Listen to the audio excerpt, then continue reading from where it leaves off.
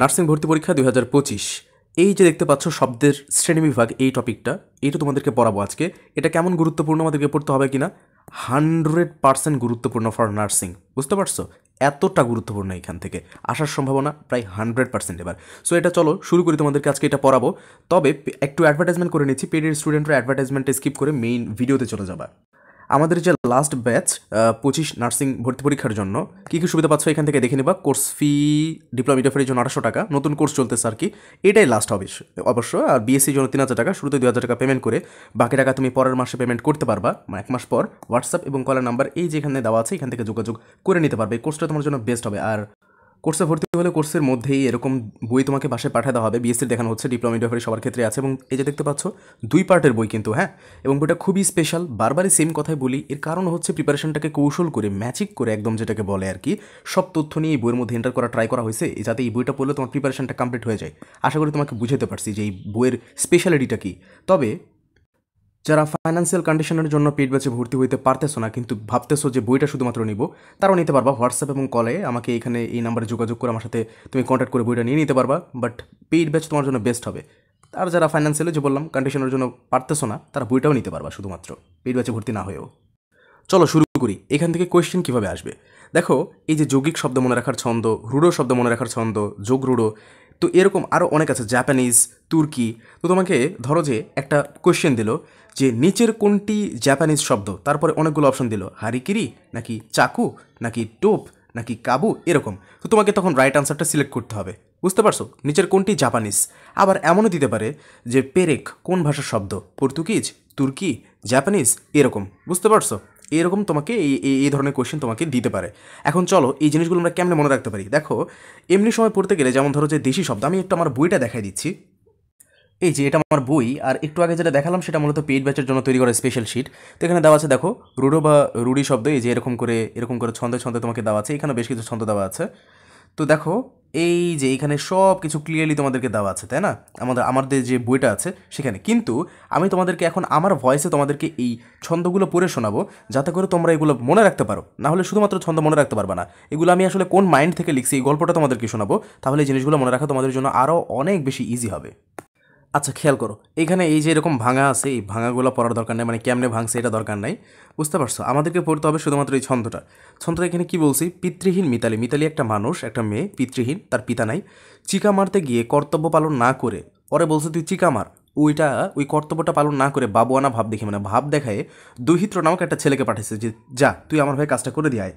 তো পাঠানোর পরে সে এক গায়কের, এখন ওরে পাঠাইছে, ও কী করছে, এক গায়কের মধুর কণ্ঠের গান শুনে, এই যে মধুর কণ্ঠের সবগুলো শব্দ মনে রাখবো, বুঝতে পারছো?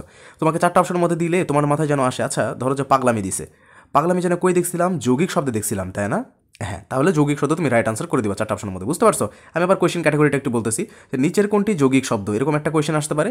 আবার আসতে পারে যে বাবুয়ানা কী ধরনের শব্দ, নিচে অপশন থাকতে পারে যৌগিক শব্দ, রুড়ি শব্দ, যোগ রুড়ো, এরকম অনেক কিছু থাকতে পারে। তো যাই হোক, যেটা বলতেছিলাম, দৌহিত্রকে পাঠাইছে, তারপর সে কী করছে, এক গায়কের মধুর কণ্ঠের গান শুনে পাগলামি করতেছে, এইটাই শেষ। এরপর দেখো রুড়ো বা যোগ রুড়ো শব্দ, রুড়ি। দেখো একদা এক প্রবীণ মানে বৃদ্ধ মানুষ গবেষণা ছেড়ে, দেখো এটা মনের মধ্যে একবার চিন্তা করো, এই চিত্রটা মনের মধ্যে একবার চিন্তা করতে থাকো। এই প্রবীণ ব্যক্তি কী করছে, গবেষণা ছেড়ে, মানে গবেষণাকে করতেছিল, এখন পাগল হয়ে গেছে, এই গবেষণা বেশি করতে করতে পাগল হয়ে গেছে। সে গবেষণা ছেড়ে তেলে ভাজা সন্দেশ খেতে খেতে পাঞ্জাবি পরে হাতির পিঠে চড়ে বাঁশি বাজায়। চিন্তা করো একটা মানুষ, এইগুলো চিত্র হিসেবে মনে রাখবা, বুঝতে পারছো? তাহলে প্যারা হবে না তোমাদের কাছে। ধরো যে এটা একটা হাতি, খুব সুন্দর হাতি আগাছি, যাই হোক। তো এই হাতের পিঠে একটা মানুষ উঠছে, বুড়া মানুষ, তার এক হাতে হইতেছে বাঁশি আর আরেক হাতে হইতেছে তেলে ভাজা সন্দেশ। সে খাইতেছে আর বাঁশি বাজাইতেছে, হাতের উপর দিয়ে চলতেছে। এই একটা চিত্র, এটা কি খুব কঠিন ছিল? অবভিয়াসলি না। এই কঠিন চিত্র তো, এটা তো খুব একটা বেশি কঠিন চিত্র না যে তোমাদের জন্য মনে রাখাও অনেক বেশি কঠিন হবে। তো একটা চিত্র মনে রাখলে রুড়ো বা যোগ রুড়ো শব্দ হয়ে যায়। তোমরা কি ভাবতেছো যে এই ছন্দগুলো কি বিভিন্ন জায়গা থেকে কপি করা হয়েছে? অবভিয়াসলি না। বিভিন্ন জায়গা থেকে একদম সবগুলোকে গ্যাদার করে নিজ থেকে এই জিনিসগুলো ক্রিয়েট করা হয়েছে। আমি নিজে এগুলো তৈরি করছি। তো দুই একটা মিল এদিক ওদিক থাকতে পারে, কিন্তু 90% শুধুমাত্রই এই ব্রেইন থেকে বানানো। সো এগুলো ভালো করে খেয়াল করে পড়ো। তো যোগ রুড়ো শব্দ, আরেকটা বিষয় বলে রাখি, এই রুড়ো আর যৌগ রুড়ো না, এটা যোগ হবে, হ্যাঁ যোগ হবে। এগুলো কিন্তু খুব একটা বেশি গুরুত্বপূর্ণ না, এগুলো হচ্ছে 2 স্টার 3 স্টারগুলো একটু পরে আসতেছে।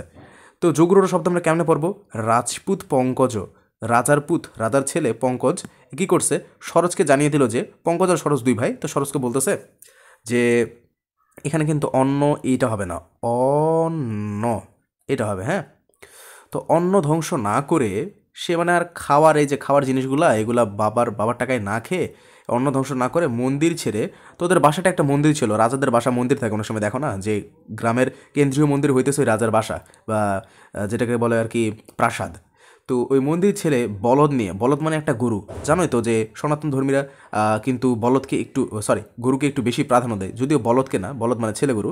তো যাই হোক, যেহেতু এটা ওনাদের কাছে একটা পবিত্র জিনিস, সেটা কি করছে, এটা নিয়ে জলধির দিকে, জলধি মানে কি, যেখানে জল থাকে, তো জলের দিকেই তো যাবে, জল ছাড়া তো আর বাঁচতে পারবে না, বাসা থেকে বের হয়ে গেছে, বুঝছো, যে বাপের টাকা আর খাবো না। এখন বলদ নিয়ে বের হয়ে গেছে জলধির দিকে, মহাযাত্রা শুরু করলো। মহাযাত্রা খালি যাত্রা না, অনেক লং টাইম হাঁটবে, তো সো ওটাকে আর যাত্রা বলে না, ওটাকে এখন মহাযাত্রা বলে। তো এটাই যোগরূঢ় শব্দ। তো ভাইকে বলে দিছে যে না, আর টাকা পয়সা খরচ করবো না বাপের, এখন মন্দির ছেড়ে মানে বাড়ি ছেড়ে বলদ নিয়ে জলধির দিকে, এই পানির একটা জায়গা যেখানে কিনা আমি আমার এই চাহিদাগুলো মিটাইতে পারবো, যে পানি পাবো, খাবার পাবো, ওইদিকে যাত্রা শুরু করছে। এরপরে চলো দেশি শব্দ। দেশি শব্দ আমরা কেমনে পড়বো? এখানে দেশি শব্দ মনে রাখার জন্য তেমন কোনো ছন্দ নাই, তো বইয়ে তো সব কিছু থাকবে না, এটাই স্বাভাবিক। তো এটার জন্য আমাদেরকে পিড ব্যাচের কিছু সিক্রেট পিডিএফে চলে যেতে হবে। এই যে আমরা অলরেডি চলে আসছি, এখানে দেখো দেশি শব্দ এখানে কি বলছে, আম্মু ডাগর ডাসা 20 টাকার পেয়ারা কামড়ে আর কয়দিন পেট চলো, মানে আম্মু আমরা বলতেছি যে কলন দাও আছে, দেখতে পারতেছো? তো এখানে বিষয়টা খেয়াল করো।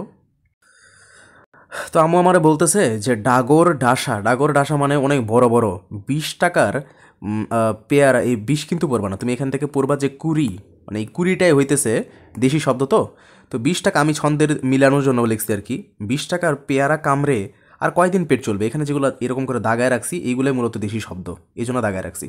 আর কয়দিন পেট চলবে, আম্মু বলতেছে যে এমনি বড় বড় পেয়ারা যে কিনে খাস প্রত্যেকদিন 20 টাকা করে নিয়ে, এমনি পেয়ারা খায় আর কয়দিন পেট চলবে। তার থেকে এক কাজ কর, পয়লা ডিঙাতে, মানে ওদের খুব অভাব, তো এই জন্যে পেয়ারা খায় ডেইলি, ভাত পায় না, এই জন্য পেয়ারা খায়। তো বলতেছে আমরা যেমন বলি না আজকে ফার্স্ট বাসটা ধরে তুই চলে যায়, তো এরকম তো ওই সময় বাস ছিল না, তখন পয়লা ডিঙা ছিল, ডিঙা মানে ডিঙি নৌকা, ছোটো নৌকা। তো পয়লা ডিঙাতে গঞ্জে গিয়ে মানে বাজারে যা চুলা কেন, কুলা কেন, চোঙ্গা ঝানো, এই জিনিসগুলো কিনে তুই এক কাজ কর, টোপর দেওয়া ঝিনুক মামির বাড়ি যা, মামির বাসায় যাইতে বলতেছে। আগে কিন্তু অভাব হইলে যাদের বাসায় একটু খাওয়া দাওয়া ভালো তাদের বাসায় কয়েকদিনের জন্য পাঠিয়ে দিত, যে অভাব হলে অভাব সেরে গেলে আবার তোরা ফিরে আসিস, তো এরকম আর কি। তো মামি টোপর দিয়ে থাকে, তো ওইটাই চিনাইতেছে যে টোপর দেওয়া ঝিনুক মামির বাড়ি যা, আর কয়লা বা খড় দিয়ে ঢেকি ছাটা মৃগেল মাছ লম্বা লতি দিয়ে খাওয়াবে, লম্বা লতি দিয়ে খাওয়াবে। এই যে ঢেকি ছাটা মৃগেল মাছ লম্বা লতি দিয়ে খাওয়াবে, আর কয়লা খড় দিয়ে মানে এটা দিয়ে চুলা ধরায় আর কি রান্না করে খাওয়াবে, সেটা বলছে। তাই আমি বলতেছি ঠিক আছে, বাট আমি কিন্তু বাঙ্গি খাবো না, বাঙ্গি খাওয়ালে ঢোল পিটায় দুর্নাম করবো, আমরা যদি বাঙ্গি খাওয়াই তাহলে আমি কিন্তু ঢোল পিটায় মামির দুর্নাম করে আসবো।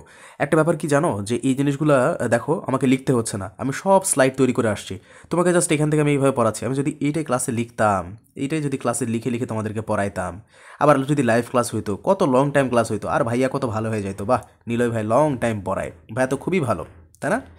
কিন্তু আমি তোমাদেরকে স্লাইডগুলো তৈরি করাইতেছি, আমি আশা করি তোমরা অতটাও আনস্মার্ট না, তোমরা বিষয়গুলো বুঝবা যে ক্লাস যদি 20 মিনিটের হয়, এই 20 মিনিটের ক্লাসটা কেন 20 মিনিট হয়েছে, এত শর্ট টাইমে ভাইয়া কীভাবে কমপ্লিট করাইতেছে, কারণ সব স্লাইড তৈরি করা, সব কিছু স্ক্রিপ্ট তৈরি করা, আমি রেডি হয়ে আসছি তোমাকে পড়ানোর জন্য।